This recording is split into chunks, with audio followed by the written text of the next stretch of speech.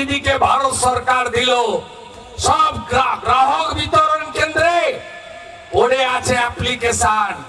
আরো 15 লক্ষ বোন এবং দিদিকে মোদিজি উজালা 3 দিতে চেয়েছেন, মমতা ব্যানার্জি পাঠাতে দেননি মমতা বন্দ্যোপাধ্যায়। আপনারা জানেন এরপরে নলে জল কর্মসূচির নাম হলো জল জীবন মিশন।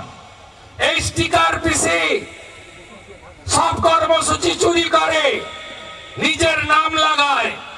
যেমন অন্ন সুরক্ষা যোজনায় বস্তার উপরে হাঁড়ি চিহ্নে ভোট দিন মমতা ব্যানার্জিকে।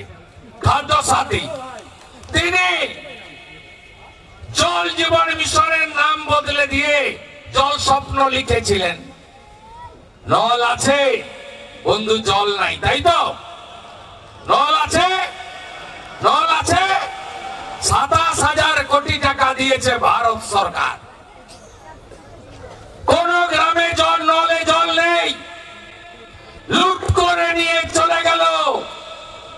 পাশে বিহারে যান, গিয়ে দেখুন নীতিশ কুমারজির নেতৃত্বে মোদিজির কর্মসূচি সফল হয়েছে।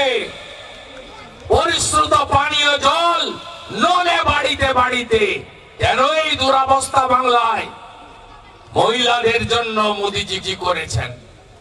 96 সাল থেকে ভারতবর্ষের পার্লামেন্টে মহিলাদের সংরক্ষণের কথা বলা হয়। মমতা ব্যানার্জি কতবার এমপি হয়েছে? 7 বার। কতবার মন্ত্রী হয়েছেন? রাজীব গান্ধীর মন্ত্রিসভায়, অটলজির মন্ত্রিসভায়, মনমোহন সিং এর মন্ত্রিসভায়। মহিলারা লোকসভা বিধানসভায় 1/3 সংরক্ষণ পায়নি।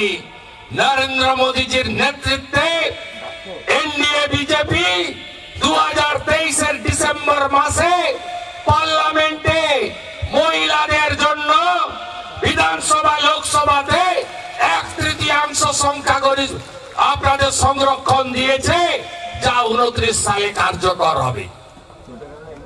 29 সালে আরো দিদিরা, বোনেরা, মায়েরা তারা যাবেন পার্লামেন্টে, অ্যাসেম্বলিতে। এটা নরেন্দ্র মোদীজি দিয়েছে।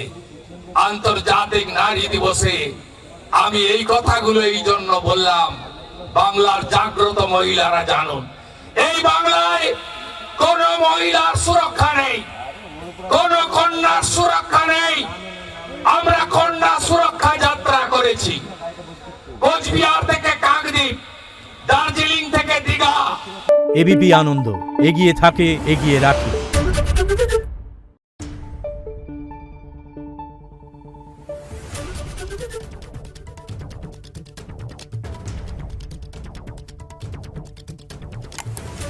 Thank you.